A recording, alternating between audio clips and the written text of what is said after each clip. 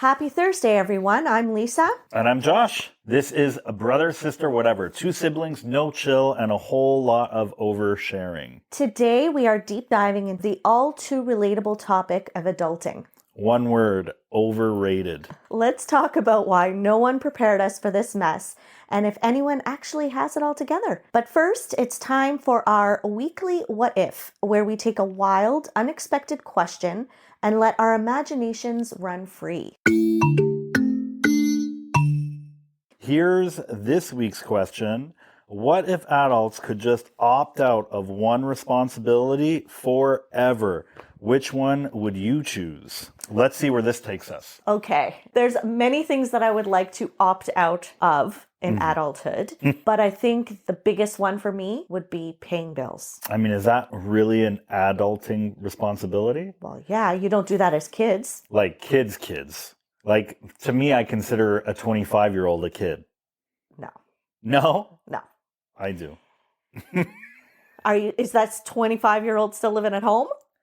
Some are, I guess. Well, yes, some are, but in your head, this elusive 25-year-old kid. I don't know.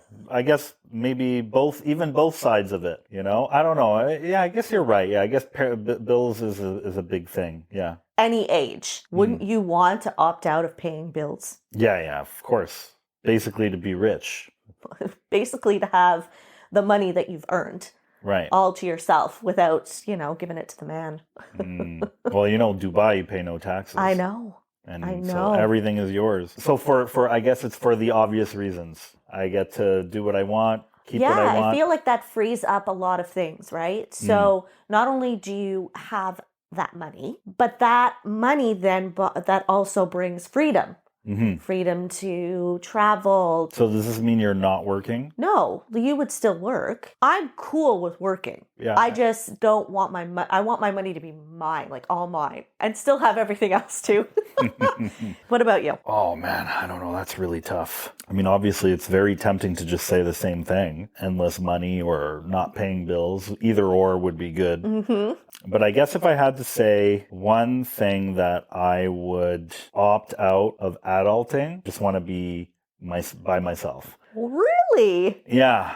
I do it for work, right? I'm managing people's lives pretty much from my profession. But, I'm mediator, I'm psychologist, I'm answering people's calls at 10 o'clock at night. And I'm fine with all that. It's my job. It's what I love. But it also leaves me kind of tanked. It depletes you. Yeah. So to sit at a table, it just doesn't interest me. I would never do this if you weren't my sister.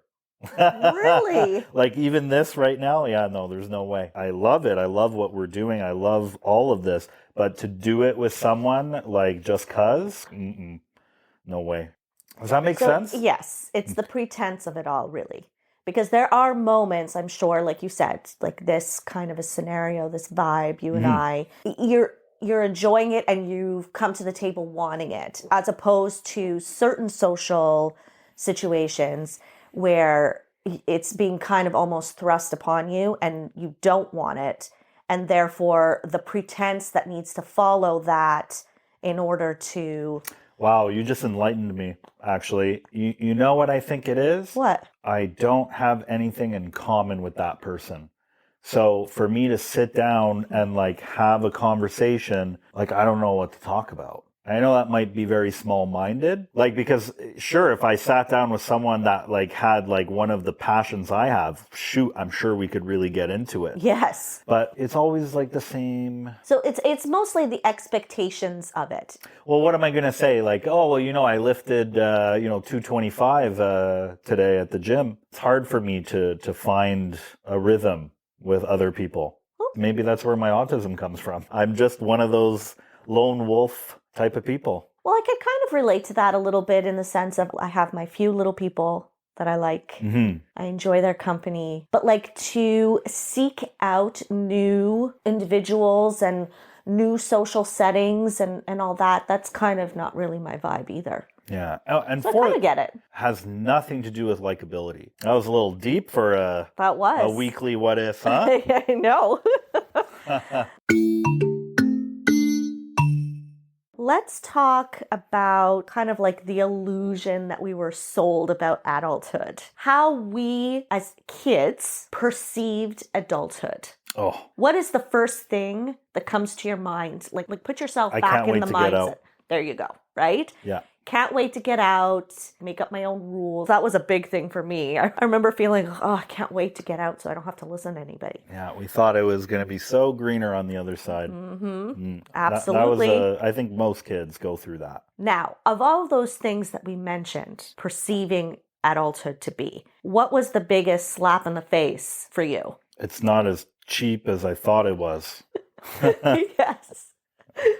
You know, it's not as cheap as I thought it was. And when I break something, it doesn't just magically get fixed. Our life wasn't really like, like the TV's broken, no problem, we're going to buy a new one. It wasn't like that, It's like you're going to suffer now because you destroyed the TV, Yes. I think my kids have it really good. Sometimes I'll be actioning things around the house, cleaning up after the table after everybody's eaten, and it'll occur to me like, wow, these kids are going to get a brutal awakening one day. I know exactly what you mean. They make little memes and snippets of this stuff all the time. All the time. Do you know about the magic coffee table? No. You don't know about the magic coffee table? What's that? We will post it on our Instagram. We'll find it and we'll reshare it. Okay, so please. That it's on our Instagram.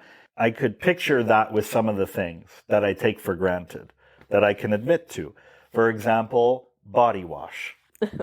Body wash is a great example. It's something I absolutely don't think of.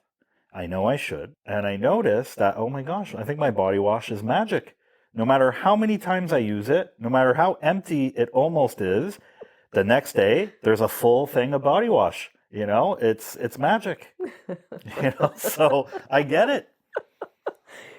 Okay, what about budgeting and money? Getting the things that you need, job, money, responsibility that comes with that. I think I perceived it very differently in the sense of budgeting. How did you perceive it? I mean, I perceived it that I work and I have the money to pay for everything. And it's that simple. Back in the day when we were kids, I think it was definitely more balanced. It's like, okay, this is my wage. And it's like, don't get me wrong, you could, overspend, of course.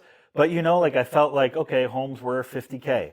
Homes were $50K. Milk was, $1.12. Yeah. Sure. You made $700 for the year or something. Oh my God. You know what I mean, though?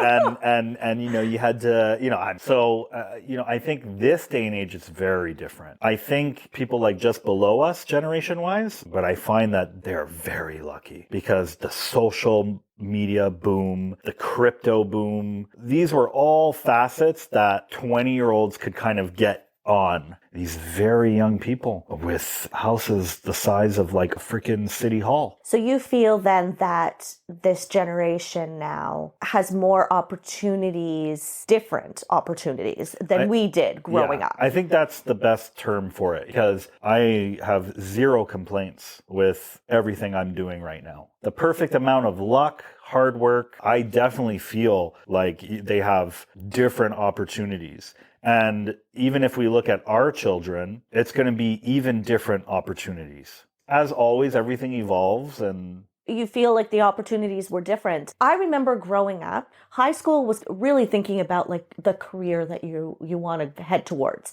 It was really driving home about computers, early to mid 90s when I was in high school. And now it's more about social media, influencer. You, the individual, can drive your own future and create your own wealth and you don't have to depend on the corporate life anymore. And depending on what kind of person you're talking to, you could go back through the decades at all the different opportunities that they had to kind of grow and build wealth and say, I would have loved that. Or I could have done good there, or I wish I had this. Yeah, and I think it's becoming a lot more accepted. For example, if my kid came to me and he was like, I want to be a pro gamer, it isn't so insane as it was if I said that in my era. It's like, what? Yeah, get a fucking job. Yeah, You know? exactly. Yeah. So, and, you look at, this kid, I forget how old he was, like 13 years old, won first place in like Fortnite. And it was like millions of dollars. Yeah. Players, they get supported by their parents, but they go out to make, millions of dollars. These guys are making tons of money off of ads and everything else. So, the opportunities are definitely different. Yeah. That's for sure. Now, like, what about work-life balance? This is very new to me. I have only started now to have a balance. Is it something that you've kind of always been working on, or is it something that you're just becoming aware of, really? I think it's a little bit of everything. As an entrepreneur, you can't have a work-life balance at the beginning. It's just not possible. You are not going to have friends. Your relationships are going to suck because there's no time for anything. I'm just going to kind of rewind a little bit. Do you think that maybe that is why you do not engage or like to engage in social stuff, because you haven't really been in it? Yeah, it's very possible. For a while, because you've kind of not allowed it, because you've been building up your business? Very possible. I mean, when you're doing 16 hours a day, 7 days a week, for at least 10 years, there's no time for anything else. And that's what it takes. You have to be absolutely obsessed versus now, because the reputation is there, because all of those things are there, it's like I can finally come down a bit. I get to do probably half the amount of work with, a pay that would be 40 hours a week or more. So working 20, getting paid for 40 kind of thing. Kinda, yeah. And that only comes with time. Clientele, Word of mouth, all of that. For me, work-life balance, it didn't exist. Only now do I have that. I'm doing all the adulting things that I can do. So, and I'm proud. I'm happy about that. Sometimes I take it for granted. There's been a few times where I almost gave up, even this far into my business, where I said, I'm going to look for another job. And, I'm throwing away the opportunity of being able to do 10 hours a week and get paid for 40, and being able to do 10 hours and see my kids and do all the things with it. I think that, I'm winning. Yeah. But I'm happier. You know how they say money doesn't buy happiness? It's a double-edged sword, in my opinion, but I think I truly know what that means. It's about being financially stable-ish, but also having an incredible free life. I'm not a guru here, but I think it's only achievable if you have your own business. I don't think that's achievable if you're working for someone else. I think that would be very difficult. For me, work-life balance is really important. I've always worked for someone. I'm not an entrepreneur. So the jobs that I've had over the years are kind of the 9-to-5 job. I have worked a few in the past where it's a required to be on call 24/7. You have to be there when you're needed. The pay never equals the time and effort put in. But those were all learning experiences and learning curves that I think everybody should go through at least once in life to figure out what the hell you want. For sure. But at the end of the day, I personally enjoy a system to my day. I go to work, I do my thing, I work hard to get the job done, and then I come home and I've forgotten about said job. For the most part, you have those days, you're with the kids, you're doing things. Obviously, there's a lot of adulting in there, laundry, lunches, cleaning. I really enjoy that process. I have thought over the years of what it would be like to be my own boss. I've thought of plenty of ideas of things that I would love to do. And who knows, maybe one day I will. Yeah. But where I'm at in my life right now, I'm happy. I'm good. I feel like my work-life balance is probably as good as it's going to get. I've worked hard at making sure that I have that.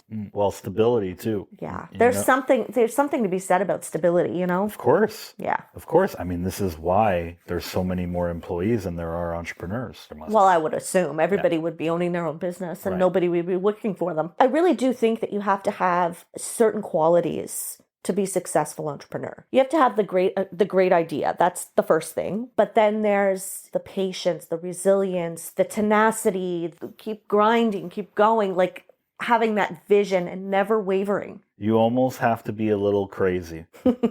No, it's true. You almost have to be a little crazy because you have to love it so much that anyone else, including family, would think you're crazy.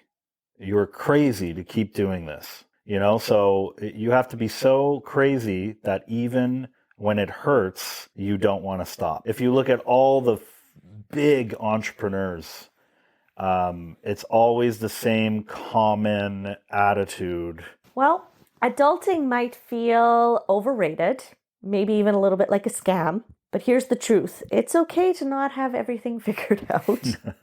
We're all just learning as we go. Embrace the mess, take it one day at a time, and remember, none of us have it all together. So let's laugh through the chaos and keep supporting each other as we navigate this adulting thing together. Share your most relatable adulting fail with us on social media. We would love to know what your little thoughts are on this. Just a reminder, our Instagram handle is brother.sister.whatever. See you all next week. Bye.